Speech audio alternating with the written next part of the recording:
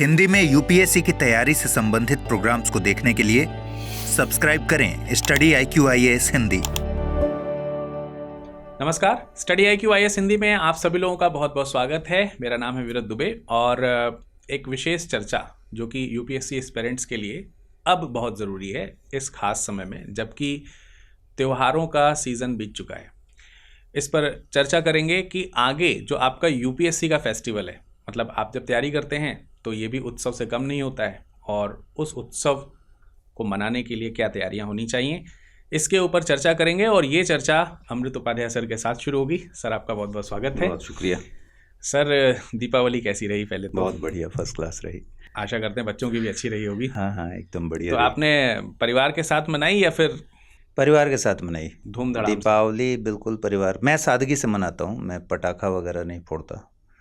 लेकिन supreme court ने तो आदेश दे दिया, अब तो दिल्ली में पटाखे आदेश फोड़े जा सकते की हैं। बात अलग है, उससे इसका कोई नाता रिश्ता नहीं है। मुझे पसंद है, दीपों के साथ मनाइए, वो ज़्यादा बेहतर है। तो बच्चे भी वास्तविक वैसे ही अर्थ के मनाते हैं। साथ। हाँ, और पिछली बार ऐसा हुआ था जब हम लोग अपने शहर में थे, जी। तो वहाँ हुआ कि बच्चों के लिए कुछ किया जाए। तो एक हमारे यहाँ आती है छुरछुरी, हाँ, वही जलता है। फुलझड़ी या छुरछुरी। फुलझड़ी, ठीक। उसको हम लोग छुरछुरी बोलते हैं। अलग अलग जगहों पे ही, हमारे यहाँ भी छुरछुरिया ही बोला जाता है।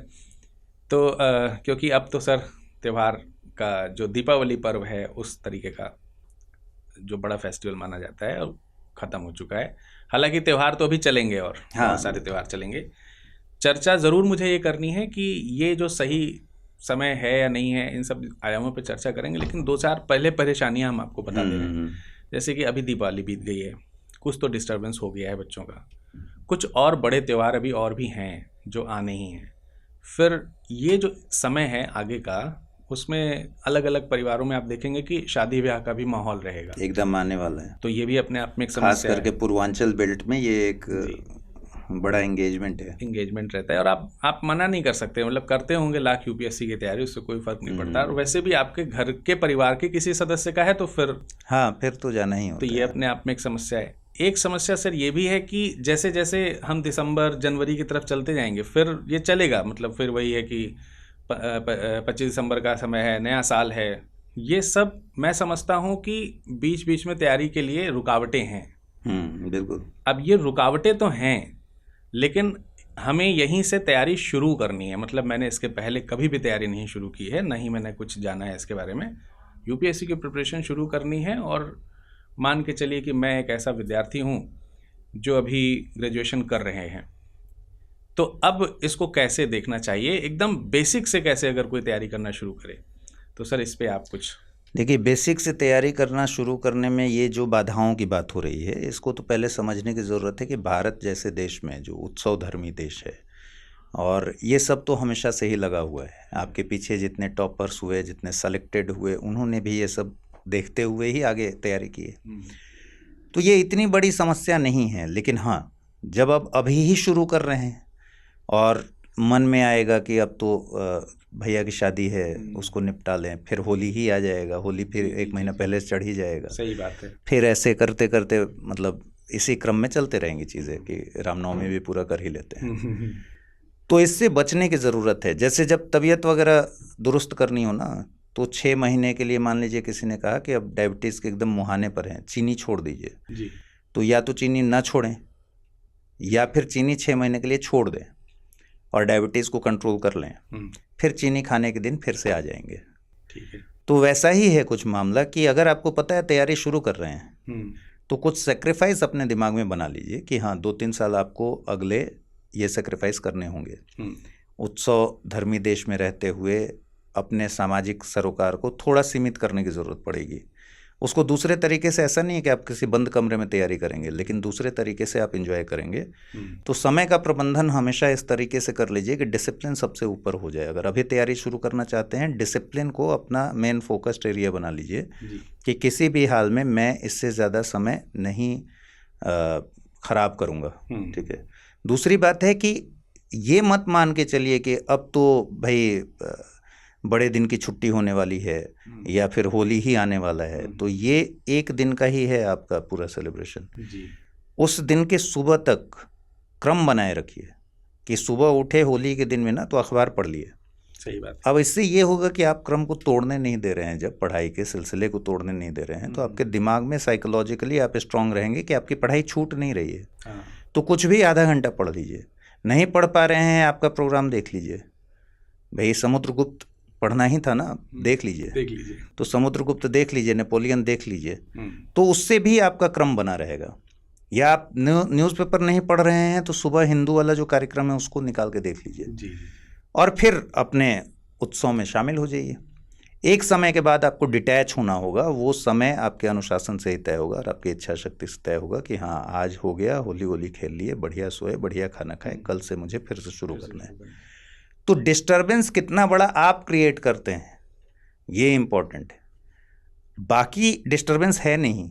क्योंकि हम तो बचपन से हम लोग भी देख रहे हैं, हमारे पुरखे भी देख रहे हैं, इसी तरीके से उत्सव मनते आ रहा है, इसी में रिजल्ट्स भी आ रहे हैं, इसी में जिसको जो काम करना है, कोई दुकान बंद नहीं हो रहा। और देखिए ना कि दीपावली के दिन जिस समय आप बैठे हुए थे घरों में, बाजारें सजी हुई थी, बाजार पर लोग काम कर रहे थे। तो काम करना जिसको है वो अपना काम करता रहा और फिर सेलिब्रेट किया और फिर फाइनली अगली सुबह से 4 बजे से जिसको खोलना था सब कुछ सुबह 4 बजे से खोल दिया। तो इस चीज़ को समझिए कि आपका जो कर्तव्य है उसको निभाते हुए तैयारी को शुरू कीजिए। और इसमें यूपीएससी की तैयारी करते ही आपका कर्तव्य हो जाता है कि अनुशासन, समय प्रबंधन, ये आपके फोकस्ड एरिया में आ गया कि ये हर हाल में नहीं टूटना चाहिए, बाकी सब चीज़ें इसके साथ मैनेज करनी। सही बात है सर, आपने इसमें ये एक बहुत बढ़िया बात कही, अच्छी इतनी लगी मुझे कि मैं फिर से रिपीट कर देना चाहता हूँ कि कितनी अच्छी बात है कि देखिए किसी का भी काम रुक ही नहीं रहा है, नहीं रुक रहा। जिसको काम करना है वो काम कर रहा है और वो उसके अकॉर्डिंग कितना ही बड़ा त्यौहार आ जाए, कितनी ही बड़ी उसका इंगेजमेंट कहीं और ना हो, अपना काम करके जा रहा है। हाँ, तो ये बहुत सारे लोग अब 24/7 जो सर्विसेज हैं, सही बात, वहाँ सब बंद नहीं है, अस्पतालें चल रही हैं, मीडिया हाउसेस। मैंने कई बार ऐसा किया है कि भाई दीपावली है, दीपावली के दिन रात में 7 बजे, बल्कि इस समय और एंगेजमेंट बढ़ और ज़्यादा बढ़ जाते। आप अभी घूमिए, दीपावली में आप घूमे होंगे, आपने देखा होगा कि जो ट्रैफिक पुलिस हैं इस समय उनकी जिम्मेदारी ज़्यादा है। धनतेरस पे जितनी भीड़ थी उसको मैनेज करने में, जहाँ आमतौर पर ट्रैफिक पुलिस नहीं दिखती थी वहाँ भी अब पुलिस के जवान लगे हुए हैं और वहाँ मैनेज कर रहे हैं। तो वो उनकी ड्यूटी बढ़ गई है इस समय। त्योहारों में पुलिस वालों की ड्यूटी बढ़ जाती है, वो ये कह के नहीं जाते कि भाई त्यौहार है तो उसको लेकर साथ में मैनेज करना पड़ेगा। 2 ही घंटा मनाना है तो 2 ही घंटा मनाइए, आप भी उसी तरह के किसी ड्यूटी में। सही बात है। वैसे देखा जाए तो सर एक कहावत बड़ी फेमस रहती थी, पढ़ोगे लिखोगे बनोगे नवाब, खेलोगे कूदोगे होगे खराब। इस पे अब वर्तमान आपका कितना विश्वास है इस कहावत पे, या इसको बदला जा सकता है? अब ये बदल देना चाहिए जी, क्योंकि अब तो साबित हो चुका है कि खेलोगे कूदोगे से आदमी खराब नहीं होता। और देखिए, खेलोगे कूदोगे बनोगे खराब, ये तो बच्चों को डराने वाली बात थी जी। लेकिन सच बात तो ये है कि कोई भी नहीं चाहता कि हमारा बच्चा सिर्फ पढ़ाई करे। एक मोनोटोनी में कोई भी काम नहीं किया जा सकता है, तो उसके साथ कुछ खेल कूद तो चाहिए ही। और जो खेल कूद को ही करियर बनाना चाहता है उसके लिए तो ये पूरा जो आपका पंक्तियाँ ही खत्म हो गई हैं। ठीक है, सही बात। तो इसको तो मत कीजिए। जीवन में बैलेंस बनाना ये बहुत ज़्यादा ज़रूरी है। अगर पढ़ाई लिखाई कर रहे हैं तो थोड़े बहुत खेल कूद को भी आजमाइए और थोड़ा मूवी वगैरह भी देखिए, समाज में क्या चल रहा है उसके बारे में भी जानिए, न्यूज़पेपर वगैरह पढ़िए, आपस में चर्चा भी होती है, उससे भी बहुत सारी चीज़ें। कोविड टाइम में हमने क्या सीखा? कोविड टाइम में हमने यही सीखा कि सुविधाओं के बल पर सिर्फ इंसान नहीं जी सकता है। सही बात। आप किसी बंद कमरे में किसी को लाख सुविधाएं दे दीजिए, लेकिन उन सुविधाओं के बूते वो पागल हो जाएगा, जिएगा नहीं। जीने के लिए ज़रूरी है कि आप 4 दोस्तों से मिलिए, 4 लोगों से बात कीजिए, क्या चल रहा है उसके बारे में अवेयर रहिए, उस पर अपने विचार रखिए। उस ओपिनियन में बहुत जगह क्लैश होगा, आपकी कुछ मतलब वैचारिक चीज़ें भी होंगी जो क्लैश करेंगी, उससे आप कुछ सीखेंगे भी। अल्टीमेटली आप किसी बंद कमरे में रहने वाले प्राणी नहीं हैं, तो ध्यान रखना है कि आप विद्यार्थी रहते हुए भी ये सब चलाते रहिए। 1 घंटा बैडमिंटन खेल लीजिए। तो बैडमिंटन खेलने से सिर्फ खेल नहीं रहे हैं, कुछ दोस्तों के साथ गप भी हुआ है, कुछ आनंद भी आया है, कंपटीशन का भाव भी जगा है उसमें कुछ आपकी शारीरिक क्षमता भी आपने दिखा दी है।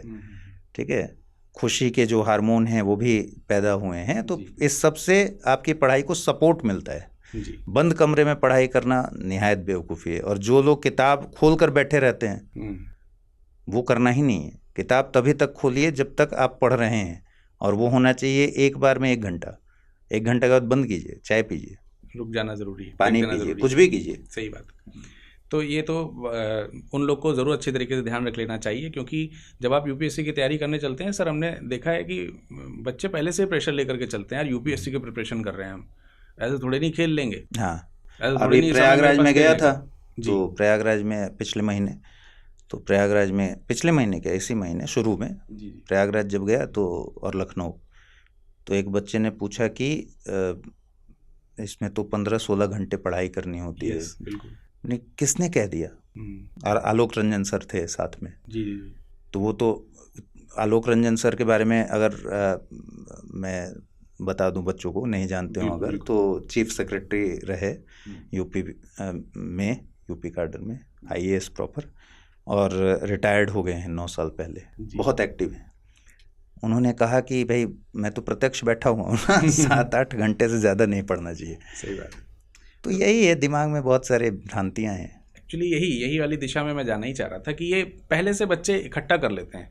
मैं ये मानता हूँ कि जब आप तैयारी करना शुरू करें तो कुछ चीज़ें आपको यूपीएससी के बारे में जान लेना चाहिए, जिसमें आदमी या स्टूडेंट जो है वो ये भी पता ही करते हैं कि पढ़ना तो इतने घंटे पड़ेगा ही, जिस पे आपने क्लियरली एक बात बता दी कि नहीं भाई इतना भयभीत नहीं होना है। अब थोड़ा सा सब्जेक्ट वाइज भी अगर हम चलें तो क्योंकि इसमें बहुत सारे सब्जेक्ट जुड़ते हैं, history, geography, polity, economics, science, ये तो बहुत फेमस सब्जेक्ट हैं जो इसमें जुड़ते ही हैं। तो चर्चा की शुरुआत मैंने की थी क्योंकि मैं अभी ग्रेजुएशन में हूँ या अंडर ग्रेजुएट हूँ, तो ये जो मुख्य सब्जेक्ट हैं ये तो मैंने हाई स्कूल इंटर तक भी पढ़े हैं, और हो सकता है कि मैं अभी ग्रेजुएशन में भी इनमें में से कुछ सब्जेक्ट लेकर के चल रहा हूँ, सपोज दैट ह्यूमैनिटेरियन के कोई सब्जेक्ट हों, तो मुझे उन सब्जेक्ट्स पे कितना ध्यान देना चाहिए, ह्यूमैनिटेरियन अगर सब्जेक्ट्स हमारे हैं जो यूपीएससी में आगे काम आए, मतलब हम कितना पढ़ें उसको, कितना ध्यान दें, कि सिर्फ जो हमारा तैयारी चल रहा है ग्रेजुएशन का केवल उसको ही ध्यान दें। देखिए, ग्रेजुएशन में अगर आप तैयारी करना शुरू कर चुके हैं तो ह्यूमैनिटीज़ वाले तो आप पढ़ ही रहे हैं। अगर ग्रेजुएशन में आपने वो सब्जेक्ट ऑप्ट किए हैं तो प्रॉब्लम तब आएगी जब आप साइंस बैकग्राउंड से हैं, ह्यूमैनिटीज़ से कोई नाता रिश्ता नहीं है, यूपीएससी की तैयारी कर रहे हैं, तो फिर आपको साइड से पढ़ना शुरू करना चाहिए। ठीक है, कि थोड़ा इतिहास पढ़ना शुरू किए, और उसका बेस्ट सोर्स है, अगर 2028 में किसी को देना है या 27 में देना है तो बेस्ट सोर्स है उसका कि आप NCERT को उठाकर पढ़ना शुरू कीजिए। उसका रीज़न क्या है कि आपने एक 10th के बाद अगर नहीं पढ़ा है कुछ, तो रीज़न ये है कि धीरे धीरे आप उससे छूट गए हैं। ठीक है, थोड़ा सा बच्चों के लिए लिखी हुई जो किताब है वो इंटरेस्ट ज़्यादा अच्छे से डेवलप कर सकती है। दूसरा, बेसिक चीज़ें आप अच्छे से समझ पाएंगे, कॉन्सेप्ट अच्छे से समझ पाएंगे। तो साथ में आपको करना चाहिए, बिल्कुल करना चाहिए। साइड में आप थोड़ा इतिहास पढ़ लीजिए, फिर पॉलिटी की कुछ चीज़ें पढ़ लीजिए, ऐसे करके आगे बढ़ते रहिए साथ साथ में। और सर ये जो एक है कि जैसे कोई टेक्निकल सब्जेक्ट हमने लिए हैं या साइंस बैकग्राउंड से हैं हम, या फिर हम ह्यूमैनिटीज़ के हैं, तो दोनों में से किसका ज़्यादा पोर्शन हमको मिल जाता है? अगर हम देखें यूपीएससी में निश्चित तौर पर ह्यूमैनिटीज़ से आपको ज़्यादा पोर्शन मिलेगा, इसमें कोई डाउट ही नहीं है, सपोर्ट मिलता है। हाँ, लेकिन डरने की ज़रूरत नहीं है। आप देखिए, साइंस बैकग्राउंड के जो लोग हैं उसको देखेंगे आप कि उनको ज्योग्राफी पढ़ने में मज़ा आएगा, साइंस टेक तो है ही पोर्शन ऑलरेडी, इकोनॉमिक्स में भी वो कंफर्टेबल रहेंगे। उनको प्रॉब्लम आएगी कहाँ पर? उनको प्रॉब्लम मेनली आपके सब्जेक्ट में आएगी, हिस्ट्री में आएगी। वो भी उस माइंडसेट के अगर हैं तो माइंडसेट ही बना हुआ है, हम तो हिस्ट्री याद ही नहीं होता है, हिस्ट्री याद करने की चीज़ भी नहीं है, क्यों याद करना है? और जहाँ तक याद करने का सवाल है तो हर विषय में कुछ ना कुछ याद करना है। हाँ। और इस विषय में तो साइंस से ज़्यादा और क्या साबित करना है?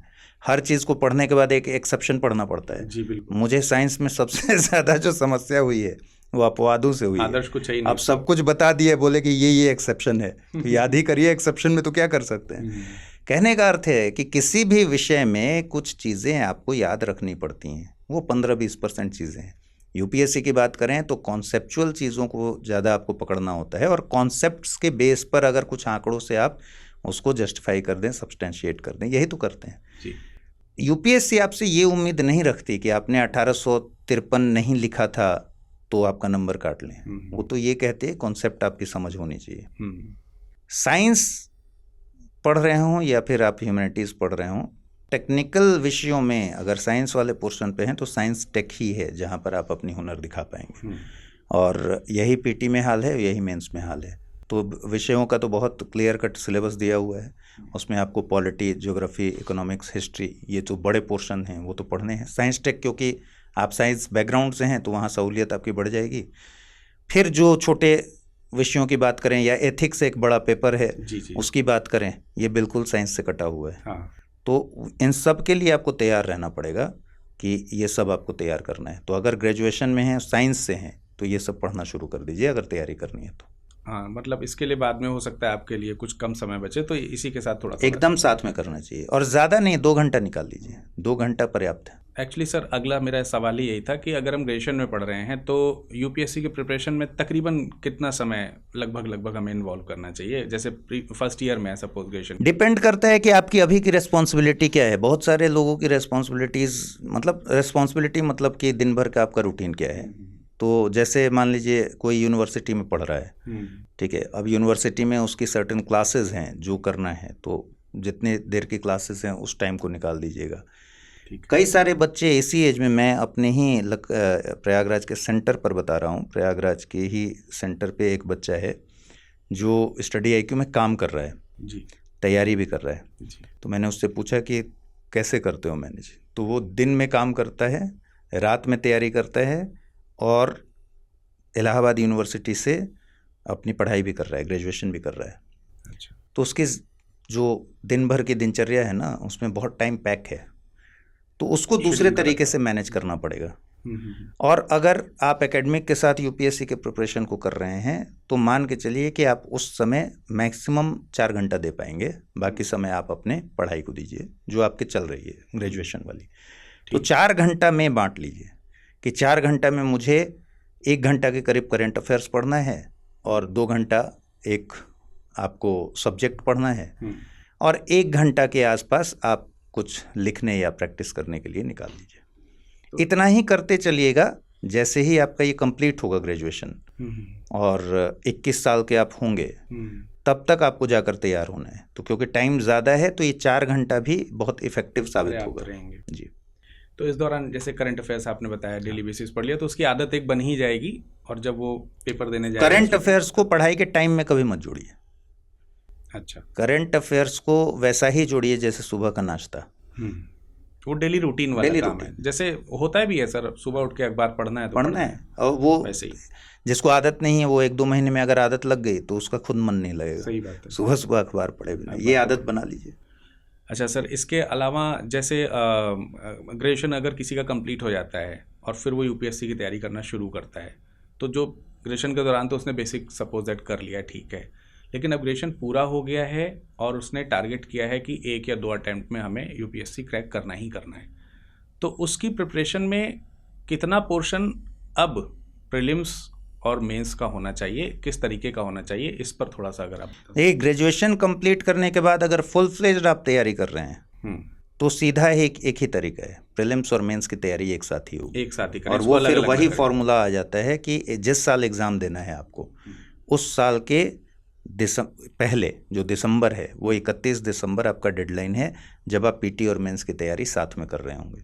उसके बाद जैसे मई में अभी एग्ज़ाम होता है, उसके लिहाज से मैं बता रहा हूँ, अगर 2028 में पेपर देना है किसी को और मई में एग्ज़ाम हो रहा है तो 27 दिसंबर 31 आपका टारगेट है कि यहाँ तक मुझे मेंस के पोर्शन हर हाल में ख़त्म करने हैं, और अब आप फुल फ्लेज तैयारी कर रहे हैं तो डेली का 8 घंटा दे रहे हैं उसमें, ठीक है। सामान्य तौर पे अगर मैं फिर कह रहा हूँ कि करंट अफेयर्स इसमें शामिल नहीं है। हाँ। उसको घंटों में जोड़िए ही मत। मैप जो 15 मिनट आप चाय के साथ देख रहे थे उसको पढ़ाई में मत जोड़िए, पढ़ाई को मनोवैज्ञानिक दबाव मत बनाइए। तो कुछ चीज़ें हैबिट के तौर पर रखिए। अब आप PYQ 5 देख रहे हैं, 15 मिनट आपने PYQ देखा और उसमें नोट किया कि 15 मिनट मैंने पढ़ाई की, पढ़ाई नहीं की, खेल रहे थे, गेम खेल रहे थे। सही बात है। तो इस तरह से समय का, और 8 घंटे आपका कोर पढ़ाई, उसमें भी स्लॉट्स आपने बना लिए हैं कि मैं 3 घंटा GS दे रहा हूँ, 3 घंटा दे रहा हूँ ऑप्शनल को, 1 घंटा लिखने को दे रहा हूँ, इस तरह से बना लीजिए पढ़ाई को।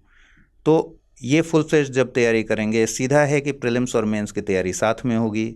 जिस साल मई में प्रीलिम्स होने वाला है उस साल के पहले वाले साल के 31 दिसंबर तक आपका टारगेट है कि मेंस और प्री की तैयारी साथ चल रही है। यहाँ से आपको मेंस वाली तैयारी को छोड़ना है, तो मैक्सिमम 15 जनवरी तक आप छोड़ दीजिए मेंस वाली तैयारी। मेंस वाली तैयारी छोड़ने का मतलब क्या हुआ? मतलब हुआ कि एथिक्स मत पढ़िए, मतलब हुआ कि वर्ल्ड हिस्ट्री मत पढ़िए, मतलब हुआ कि अब आंसर्स लिखने में उतना जोर मत लगाइए, सिनॉप्सिस बना के छोड़ दीजिए जो 5 मिनट में हो सकता है। 2-3 क्वेश्चंस के सिनॉप्सिस बना के छोड़ दीजिए। और अब ये ऑप्शनल मत पढ़िए, ऑप्शनल आपको हर हाल में 31 दिसंबर तक पूरा कंप्लीट करके आंसर राइटिंग करके छोड़ देना है। अब आप इस स्लॉट का क्या करेंगे जो आप पहले चल रहे थे ऑप्शनल को लेकर या बाकी विषयों को लेकर, तो यहाँ आप अब करेंगे कि आप पीटी के लिए मॉक टेस्ट लगाएंगे और उसमें क्वेश्चंस को बनाएंगे और टेस्ट सीरीज को बहुत अच्छे से करेंगे। और उसमें आप देखेंगे कि आपसे चूक कहाँ हो रही है, समझ के लेवल पर हो रही है, आपकी कॉन्सेप्चुअल क्लैरिटी नहीं है, या फिर कहीं ऐसी हड़बड़ाहट के लेवल पर है कि क्वेश्चन देखते आप खुश हो जाते हैं या दुखी हो जाते हैं, इस वजह से गड़बड़ हो रहा है, या ठीक से पढ़ नहीं पा रहे हैं, कुछ छूट जा रहा है पढ़ने में, या पढ़ते हैं तो उसका सेंस कुछ और निकला और आंसर लगाने के बाद जब मिलाने बैठे तब समझ में आया कि अच्छा पूछ ही कुछ और रहा था।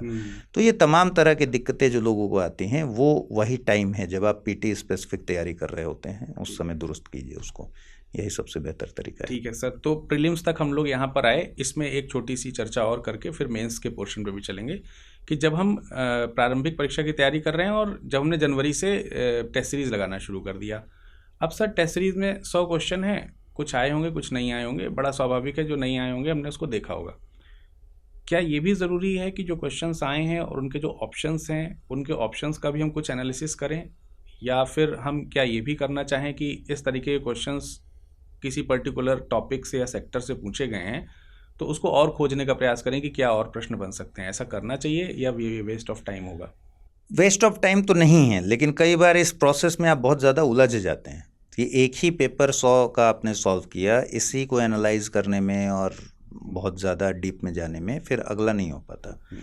तो उसमें भी देखिए कि किन क्वेश्चन, जो आपने कहा ना कि ऑप्शंस पर क्या विचार किए जाने चाहिए थे, वो कुछ ही क्वेश्चंस होंगे जिसमें सारे ऑप्शंस विचार करने लायक हैं।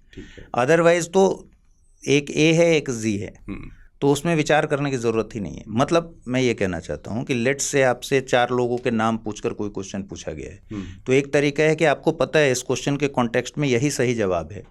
अब दूसरा, इसमें अगर आगे बढ़ेंगे तो क्या होगा कि आप उन 3 नामों के बैकग्राउंड को खोजने में लगेंगे कि ये 3 नाम क्यों पूछे गए। ये अप्रोच ज्ञान बढ़ाएगा लेकिन फंसा देगा, टाइम ले जाएगा। तो वहाँ देखिए जहाँ बहुत क्लोज ऑप्शंस थे और आप कंफ्यूज हो रहे थे, उनको क्लियर कर लीजिए। जैसे आपकी क्लैरिटी नहीं है कि यही आंसर सही है, आपने ए और बी में अंदाज़ा लगाया है कि ये होना चाहिए, लेकिन आप कंफ्यूज क्यों हो रहे थे, उस स्टेटमेंट को देख लीजिएगा तो अब आगे कंफ्यूज नहीं होंगे। आपको क्लियर हो जाएगा कि हाँ कंफ्यूजन तो हो रहा था लेकिन ये कॉन्टेक्स्ट अलग था, तो वहाँ देख लीजिए। लेकिन हर चीज़ में अप्लाई मत कीजिए इसको, तो ऐसे मुश्किल से 100 में 10 क्वेश्चन आपको मिलेंगे जहाँ वैसे कन्फ्यूज़न हो रहे थे। और फिर अगला जब टेस्ट सीरीज लगाएंगे तो आपको उसका कहीं ना कहीं एक बेनिफिट देखने को मिलेगा कि हम इस तरह के क्वेश्चन एकदम मिलेगा, क्योंकि उसके साथ आप अपने ही विषय के उस टॉपिक को भी क्लियर कर रहे हैं जहाँ कन्फ्यूज़न फिर हो सकता था। तो कन्फ्यूज़न को जड़ से ख़त्म कर लीजिए, कन्फ्यूजिंग चीज़ों को तो देख लिया कीजिए। अब यही जो मैंने कहा कि जैसे 4 आंदोलन के नाम दिए गए हैं और उसके सामने ईयर लिखा हुआ है, तो इसमें अगर कहीं कन्फ्यूज़न हो रहा है तो इसको देखना बहुत छोटी सी बात है, देख लीजिए ताकि आगे के लिए आपकी क्लैरिटी हो जाए। लेकिन अब दिया गया है कि किसको नोबेल 2025 मिला फिजिक्स में, ठीक है, और 2-2 जोड़े में 4 ऐसे ऑप्शन दिए हुए हैं, तो आपको पता है कि इसको मिला।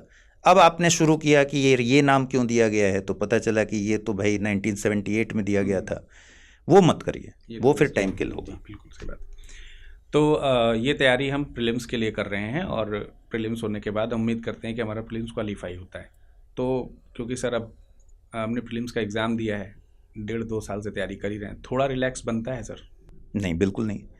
इसलिए नहीं बनता है कि यूपीएससी अब आपको रिलैक्स नहीं देता। इस साल जो एग्ज़ाम हुआ लास्ट ईयर, उसमें और समय को कम कर दिया गया, सितंबर लास्ट से ही शुरू हो गया मेंस, प्री के बाद। और ये बहुत क्लियर कट यूपीएससी ने दिखा दिया है कि तैयारी जितनी करनी है पहले कर लीजिए, एग्ज़ाम प्रोसेस में आपको तैयारी करने का टाइम नहीं देंगे। तो एक समय था जब इतना गैप हुआ करता था, लेट से मई में पीटी हुआ, दिसंबर में अगर मेंस हो रहा है तो समय है, तो आप कुछ बीच में तैयार कर सकते हैं। अब तो यूपीएससी ने समय ही नहीं दिया है, तो जो तैयारी करनी है आपको दिसंबर तक ख़त्म कीजिए। अब रिवीजन कर सकते हैं, तो रिवीजन के लिए अपने जो हथियार हैं वो दिसंबर तक तैयार रखिए, शॉर्ट नोट्स, जैसे भी रिवाइज करना है। आपका तरीका कुछ भी हो सकता है, लेकिन वो ऐसा होना चाहिए कि जब आप उठाएं तो उस 2 महीने में आपके पास समय नहीं है, बहुत बड़ा सिलेबस है, सबको करना है, ऑप्शनल भी करना है, उसमें लिखने की भी प्रैक्टिस करनी है। मूल रूप से तो देखिए आपकी तैयारी पूरी हो जाएगी दिसंबर तक, तभी जब आप जाकर फाइनल रिजल्ट दे पाएंगे। तो आप उस समय से लिखने की आपको बहुत प्रैक्टिस करनी चाहिए, उंगलियां वगैरह थोड़ी स्वेलिंग हो जानी चाहिए, तब जाकर बात कुल मिला के दिसंबर के बाद ये 2 हिस्सों में डिवाइड हो ही एकदम एकदम। तो एक बड़ा टास्क है कि अब पीटी हो गया। मैं तो कह रहा हूँ पीटी में अगर आपको डाउट है ना कट ऑफ को लेकर कि मैंने तो 42 मेरा आ रहा है टोटल क्वेश्चन सही, 84 नंबर तो आ जाएगा, लेकिन कट ऑफ लग रहा है 90 जाएगा, एकदम तैयारी शुरू कर दीजिए, 1 मिनट मत गवाइए। सही बात। क्योंकि किसी भी इंस्टीट्यूट के क्वेश्चन में आप मिलाएंगे आंसर की में, यूपीएससी उस इंस्टीट्यूट को भी सरप्राइज कर देगा, 4-5 क्वेश्चन के आंसर अलग आ जाएंगे। हो सकता है आप आ जाएं अंदर, तो उस समय से अगर करेंगे तो 15 दिन बीत चुका होगा। सही बात है, बिल्कुल तुरंत तैयारी कीजिए।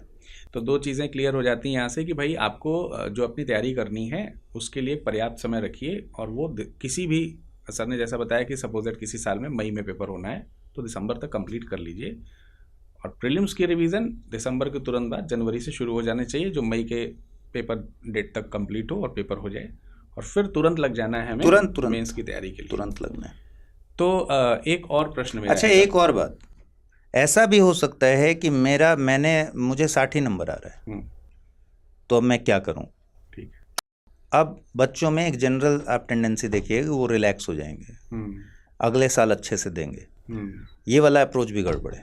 जी जी जी। आप अगर किसी इंस्टीट्यूट में एनरोल्ड हैं, मेंस की तैयारी कीजिए, मेंस की तैयारी तो हर हाल में कीजिए ही कीजिए, बिना किसी डाउट के, है ना। क्योंकि ये मुझे इसलिए समझ में आ रही बात की क्योंकि आप जब मेंस की तैयारी करते हैं, प्रीलिम्स तो हो ही रहा है और उतना आप तैयारी कर चुके हैं, आपको तैयारी हर हाल में करना है। जिस चीज़ आपके लिए अपॉर्चुनिटी हो गया, आप समझिए कि नेट प्रैक्टिस कर रहे हैं, उसी इंटेंसिटी से कीजिए जैसे आप मेंस दे रहे हो, तब जाकर उतना प्रेशर फील करेंगे। वैसे ही मॉक टेस्ट दीजिए, अगर मेंस देने वाला कोई बच्चा आपके साथ है तो और बढ़िया, उसी के साथ वैसे ही दीजिए जैसे आप भी दे रहे हो। बस अंतर ये आएगा कि आप एग्जाम में बैठेंगे नहीं, लेकिन जैसे ही क्वेश्चन पेपर निकले आप उसको लेकर बैठ जाइए 2 घंटे 3 घंटे और लिखिए, चलिए कि वही आपका एकदम आपका पेपर है। अच्छा सर, ये जो पूरा तैयारी इस तरीके से हो जाएगा और उसके बाद इंटरव्यू का फेज़ आएगा, और हमने सही तरीके से प्रिपरेशन की है तो हमने प्रीलिम्स भी निकाला है, मेंस भी निकाला है, और अब हम इंटरव्यू के लिए आगे प्रिपरेशन करना चाहते हैं। तो क्या पर्सनालिटी टेस्ट या इंटरव्यू के लिए अपनी खुद में सेल्फ में प्रिपरेशन हो जाएगी, या फिर इसके लिए कहीं कुछ नहीं? इंटरव्यू के लिए तैयारी करनी होती है, ऐसा नहीं है कि इंटरव्यू के लिए तैयारी नहीं होती। इंटरव्यू के लिए तैयारी करने में आप अपने ऑप्शनल को फिर से देखते हैं, आप सबसे बड़ी तैयारी करते हैं जो डैफ की तैयारी करते हैं, जीएस के पोर्शंस पर भी तैयारी करते हैं, और करंट अफेयर्स पर भी तैयारी करते हैं। इसके अलावा आपका जो बैकग्राउंड रहा है, लेट से आपने इंजीनियरिंग किया है तो उसमें भी कुछ चीज़ें देखते हैं।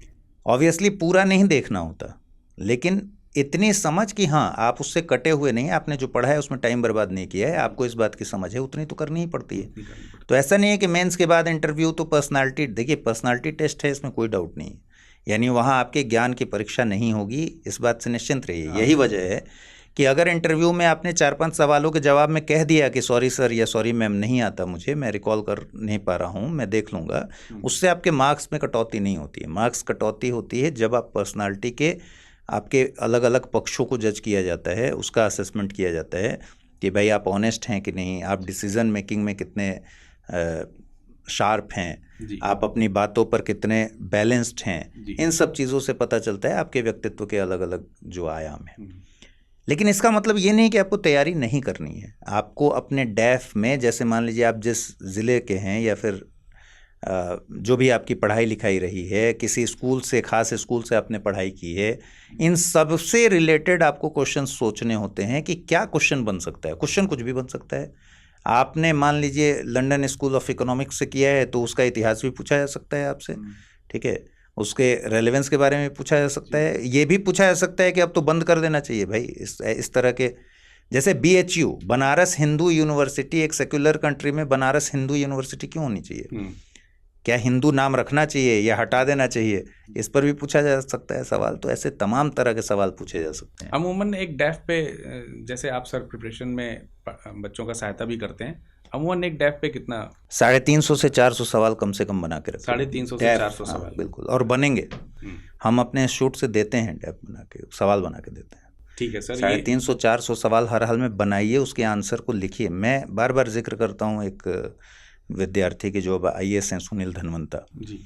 तो जब उनका इंटरव्यू था तो उन्होंने इंटरव्यू का प्रिपरेशन जिस तरीके से किया था, वो डेली उस समय मुझसे मिल रहे थे, तो वो प्रिपरेशन जो उन्होंने किया था, जैसे मेंस की तैयारी की जाती है वैसे उन्होंने तैयारी की थी इंटरव्यू की। तो क्वेश्चन लिखे, क्वेश्चन का आंसर लिखे, फिर आंसर आके डिस्कस कर रहे हैं, मुझसे डिस्कस कर रहे हैं, टीचर से डिस्कस कर रहे हैं, दोस्तों से डिस्कस कर रहे हैं, उसको बैलेंस कर रहे हैं, ये वाला पोर्शन रखना चाहिए नहीं।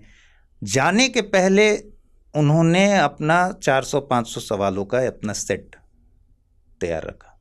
इसको कहते हैं काम करने का तरीका। और इंटरव्यू में मार्क्स कितना आया? 198। एक बार नहीं, 2 बार इसी रेंज में आया। तो ये है सही तरीका, ये सही रणनीति है।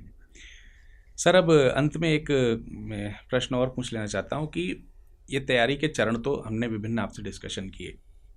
अब एक व्यक्ति को तैयारी शुरू करनी चाहिए तो उसके पास में 2 ऑप्शंस होते हैं कि वो खुद तैयारी शुरू कर दे या फिर किसी इंस्टीट्यूट की गाइडेंस में शुरू करे। बेहतर विकल्प क्या है इसमें? देखिए, मैं बेहतर कहेंगे, दोनों तरीके ठीक हैं जी, ठीक है। लेकिन बेहतर की जब बात आएगी तो अलग अलग व्यक्ति के लिए अलग अलग परिस्थिति में अलग अलग डिसीजन सही हो जाएंगे। जैसे अगर आप सक्षम हैं तो सबसे बेहतर है कि आप किसी इंस्टीट्यूट में एनरोल हो जाइए। उसका रीज़न है कि वो टाइम जो आपका ज़्यादा जाने वाला है वो कम हो जाएगा। अंतर क्या होता है? सेल्फ स्टडी तो आपको हर हाल में करना है। तो इंस्टीट्यूट में भी आप पढ़ेंगे तो आपको सेल्फ स्टडी के लिए टास्क दिया जाएगा, उसको फॉलो करना होगा। जनरली बच्चे क्या करते हैं, इंस्टीट्यूट में जब इनरोल हो गए तो उनको लगा कि अब तो इंस्टीट्यूट ही उंगली पकड़ा के पहुंचा देगा। अगर ऐसा ही होता तो हर साल इंस्टीट्यूट्स के जितने बच्चे पढ़ रहे हैं सब निकल जाते। ऐसा नहीं होता। क्यों नहीं होता? क्योंकि उनमें से कुछ ही बच्चे होते हैं जो उसको फॉलो करते हैं। आपने एक टॉपिक पढ़ाया, अब मैं उम्मीद कर रहा हूँ कि भाई मैंने ये टॉपिक पढ़ा दिया है फंडामेंटल राइट। अब फंडामेंटल राइट से मैंने आपको 50 क्वेश्चन अगर हैंड ओवर किया है तो आप उसको बनाइए। ये काम किसका है? अगर आपसे मैंने 5 क्वेश्चन लिखने के लिए एक्सपेक्टेशन किया है तो वो आपको लिखकर उसको चेक कराना है, उसमें देखना है कि आपसे क्या गलती हो रही है। आपको हर दूसरे क्लास में जाने से पहले पहले क्लास को रिवाइज करना है, हर हाल में 6 दिन में फिर रिवाइज करना है। ये कितनी बार भी दोहराने के बाद भी आप देखेंगे कि यहाँ अटेंडेंस काफ़ी कम हो जाएगा। जैसे अगर 20,000 बच्चे पढ़ रहे हैं तो एग्ज़ाम देने वाले, टेस्ट देने वाले कितने हैं? यही अंतर आता है, यहीं पर गलती होती है। तो सेल्फ स्टडी तो ऐसे भी करना है। अगर आप सक्षम हैं तो इंस्टीट्यूट से पढ़ाई कीजिए, साथ में उसको फॉलो कीजिए, और फिर जैसे किसी को 28 में देना है तो अभी ये सब कर करके ख़त्म करें। लास्ट का जो समय मिलेगा, जितना समय आप बचा पाएंगे अपने लिए सेल्फ स्टडी के लिए, उस समय रिवीजन सबसे स्ट्रांग होगा। और उस समय आपके पास मेंटोर्स भी रहते हैं, टीचर से भी आप कनेक्टेड आजकल हो जाते हैं तो कोई दिक्कत होती नहीं है। तो ये सारी सुविधाएं आपको मिल जाती हैं। उस समय खूब जम कर रिवाइज कीजिए, आपको भी समझ में आएगा कि हाँ आपकी तैयारी में कहाँ कहाँ गैप रह गया है। और फिर आप अपने मेंटोर्स से भी टच में हैं, टीचर से भी बात कर रहे हैं, तो बहुत तरह की फ़ायदे मिलेंगे। अगर नहीं हैं तो निराश मत होइए। तो फिर इतने संसाधन आज की तारीख में हो गए हैं कि आप निःशुल्क बहुत सारी चीज़ों का फ़ायदा उठा सकते हैं। और लालच में मत पड़िए। ये मत पड़िए कि भाई अगर मैंने नहीं लिया है तो उन बच्चों को जो सुविधाएं मिल रही हैं वो मुझे नहीं मिल पा रही हैं। आप इस बात से खुश होइए कि आज के ज़माने में एटलीस्ट आपको इतना कुछ मिल जा रहा है। ठीक है, हाँ कर सकते हैं, तो उसको करना शुरू कीजिए। ठीक है, तो दोनों ही कंडीशन में आप तैयारी के लिए, अब कोई ऐसा एक्सक्यूज़ नहीं है जिसमें आप को लगे कि नहीं संसाधन कम है या फिर। ठीक है सर, अगर मैं ये विकल्प चुनता हूँ कि मैं किसी संस्था के साथ जुड़ करके उसके गाइडेंस में तैयारी करना चाहता हूँ, तो संस्था का चुनाव करते समय भी कुछ सावधानियाँ बरतनी चाहिए। तो कुछ उसमें क्या क्या सावधानी हो सकती हैं? आज की तारीख में आप कितने अवेयर हैं ये बहुत इम्पोर्टेंट है, क्योंकि ऐसा नहीं है कि कुछ भी उपलब्ध नहीं है, कोई हिडन चीज़ें हैं, ऐसा नहीं है। तो जो संस्थान जो बातें बता रहा है आपको, उसको एक बार क्रॉस चेक कर लीजिए। एक दिन लगेगा मुश्किल से। जैसे मान लीजिए मैंने कहा कि ये हमारे संस्थान में विरत सर हिस्ट्री की क्लास लेंगे इस वाले बैच में, अब विरत सर कैसा पढ़ाते हैं ये जानना मेरे लिए कितने देर का काम है, 3 घंटे का काम है ज़्यादा से ज़्यादा। चलिए एक क्लास मैंने उठाकर विरत सर की देखी, 3 घंटा पूरा नहीं देखा लेकिन 1 घंटा देख लिया। ऐसे 3-4 क्लास तो मैं देख ही सकता हूँ, मुझे समझ आ जाएगा कि विरत सर के पढ़ाने का स्टाइल क्या है, विरत सर कितने कॉन्सेप्चुअल पढ़ा रहे हैं, विरत सर का पढ़ाना मुझे समझ में आ रहा है कि नहीं, ये बात समझ में आ जाएगी। कुछ रिव्यूज़ देख लीजिए, आजकल तकनीक की दुनिया है, रिव्यूज़ में समझ में आ जाएगा, क्योंकि रिव्यू वही देता है जो ऑलरेडी पढ़ चुका है। ठीक है, इस तरह से आप जांच सकते हैं। ब्रोशर ज़रूर पढ़िए, ब्रोशर में क्या क्या कमिटमेंट किया गया है उसको देखिए। ठीक है, इस तरह से जब आप करते हैं ना तो आपको समझ आ जाता है। आप ये मान कर चलिए कि थोड़ा 1-2 दिन टाइम देते आप समझ जाते हैं कि हाँ ये इंस्टीट्यूट जो बात कर रहा है उतना निभाता है, बच्चे बता रहे हैं, या फिर मुझे देखकर समझ आ रहा है कि भाई अमृतसर पॉलिटी पढ़ाएंगे तो पॉलिटी की पूरी प्लेलिस्ट है, एक बार देखिए। कुछ चीज़ें, बेसिक चीज़ें जब आप देख रहे हैं और आपको समझ में आ रहा है तो आपको ये समझ आने लगेगा कि नहीं ठीक है, मेरे लिए सेटिस्फैक्ट्री है, तो आप चुपचाप इनरोल हो जाइए। ठीक है सर, चलते चलते एक प्रश्न और आ गया है मन में, तो भी पूछ लेता हूँ कि जब अगर हाँ एक और बात मैं कह रहा हूँ जी बिल्कुल, कि कोई भी इंस्टीट्यूट या कोई भी टीचर जी या किसी इंस्टीट्यूट का कोई नुमाइंदा अगर आपसे ये कह रहा हो कि आप इंस्टीट्यूट में दाखिला ले लीजिए, आप IAS बन जाएंगे, ये पक्का है, दावा कर रहा सतर्क हो जाइए। और ऐसे दावे बहुत गलत दावों में मत फंसिए, आप इतने समझदार हैं। बिल्कुल सही बात है। ठीक है, तो मैं सर एक प्रश्न कर रहा था कि जब हम लोग अपना चुनाव करते हैं कि हम स्टडी IQ के साथ जुड़ना चाहते हैं, तो स्टडी IQ ने भी बहुत सारी चीज़ें स्टूडेंट के डिमांड के अकॉर्डिंग अपडेट की हैं। अब जो बैचेस शुरू हो रहे हैं 2027 के लिए या 2028 के लिए, तो उसमें हम ठीक है लाइव क्लासेस मिलेंगी, बुक्स मिलेंगी, टेस्ट सीरीज़ मिलेगी, ये सब चीज़ें हैं जो बहुत ही बेसिक में मिलती हैं। हम अपने बैच में ऐसी और कौन सी खास चीज़ें दे रहे हैं जिसको जो बच्चे के लिए प्रिपरेशन के लिए बेहद ज़रूरी है, अदर देन पढ़ाई का ये जो मोटा मोटा वीडियो और बुक वाला कॉन्सेप्ट, उसके अलावा? देखिए तमाम जो ऑफरिंग होती है ना वो कई बार इस तरह से होती है कि बच्चे में के मन में ये हमेशा संतोष रहे कि मुझसे कुछ भी छूट नहीं रहा जी। लेकिन हाँ आप जो कह रहे हैं कि सबसे उपयोगी फीचर्स कौन से हैं, तो वो उपयोगी फीचर्स मैं कहूँगा कि एक तो PRP और MRP, 2 ऐसी चीज़ें हैं ऑनलाइन में जो हमने शुरू की हैं जो बहुत उपयोगी हैं। PRP है प्रीलिम्स का रेसिडेंशियल प्रोग्राम, MRP है मेंस का रेसिडेंशियल प्रोग्राम। और ये होता है इस तरीके से कि प्रीलिम्स में जो हमारे बैचेस के टॉप 10% बच्चे हैं उनको हम ऑफ़र करते हैं, यहाँ पर दिल्ली बुलाकर पढ़ाते हैं। तो हमारा कॉन्टैक्ट ऑफलाइन होता है, बेसिकली हम सीधे सीधे पढ़ाते हैं। यही हम MRP में करते हैं कि जिस भी बच्चे का PT पास कर गया है उसको हम ऑफ़र कर देते हैं कि आप यहाँ पर आइए, यहाँ हम रिगरस तरीके से पढ़ाते हैं। ठीक है, तो ये पूरा प्रोसेस हो गया आपका जो एक बहुत अच्छी सुविधा देती है। तो इसके लिए अतिरिक्त शुल्क भी लगेगा? कोई अतिरिक्त शुल्क नहीं है, जो भी आपका, और अतिरिक्त शुल्क कोई मतलब सोचिए ही नहीं। अगर कोई भ्रम भी फैला रहा है तो उस यानी कुछ लोगों ने भ्रम फैलाया शायद। अच्छा। ऐसा हुआ, एक आध बच्चों की शिकायत आई कि ऐसा हम करा देंगे, तो ये भ्रम में मत पड़िए। टेलीग्राम पर आजकल बहुत तरह के स्कैम चल रहे हैं। हाँ, वो आपने जानते ही हैं आप, ऐड इस तरीके के आ जाते हैं कि लगता है कि वह अमृतसर से भेंट करा देंगे, अमृतसर का कोर्स दिलवा देंगे। एक बच्चे ने तो मुझसे शिकायत की कि सर वो कोर्स दिलवाने के नाम पे 3000 रुपया ले लिया उसने। बताइए। तो अब बार बार पिन करने के बाद भी टेलीग्राम पर बच्चों से ऐसी गलती हो ही जाती है। और हमारी भी थोड़ी सीमाएं हैं कि दिन भर आप क्लासेस कर रहे हैं, बाकी सब काम कर रहे हैं, तो दिन भर आप सोशल मीडिया पर एक्टिव नहीं रह सकते। कई बार ऐसी चीज़ें छूट भी जाती हैं, बच्चे ने कहा। तो सतर्क रहिए, सीधे studyIQ.com पर जाइए, उस पर नंबर फ्लैश है, उसको कॉल कीजिए। मैं बार बार अपना email ID या आप अपना email ID देते हैं, उस पर कॉन्टैक्ट कीजिए, ऑथेंटिक सोर्स से बात कीजिए। कोई अतिरिक्त शुल्क नहीं है, ये सारी सुविधाएं आपके बैच के फीस में इंक्लूडेड हैं। और अगर आप PT पास कर गए तो वो बैच का फीस आपको वापस करेगी संस्थान। फुल फ्री रिफंड होगा। अच्छा, तो ये तो बहुत अच्छा फीचर है। MRP भी मिलेगा, करना चाहें उसके बाद MRP मिलेगा, उसमें ना उसका कोई शुल्क है, और PT पास करने के बाद आपका पूरा पैसा रिफंड भी होगा। ठीक है सर, आपने बहुत ही व्यापक तरीके से एक और फीचर मैं कहूँगा, मेंटोरशिप, जो काफ़ी कारगर है। ठीक है, ये मेंटोरशिप, आंसर राइटिंग का इवैल्यूएशन जो होता है, डेली बेसिस पर आंसर राइटिंग लिखवाना, ये सब वो फीचर हैं जिसको आपको इस्तेमाल करना है और हर हाल में इस्तेमाल करना है, तब जाकर फ़ायदा मिलेगा।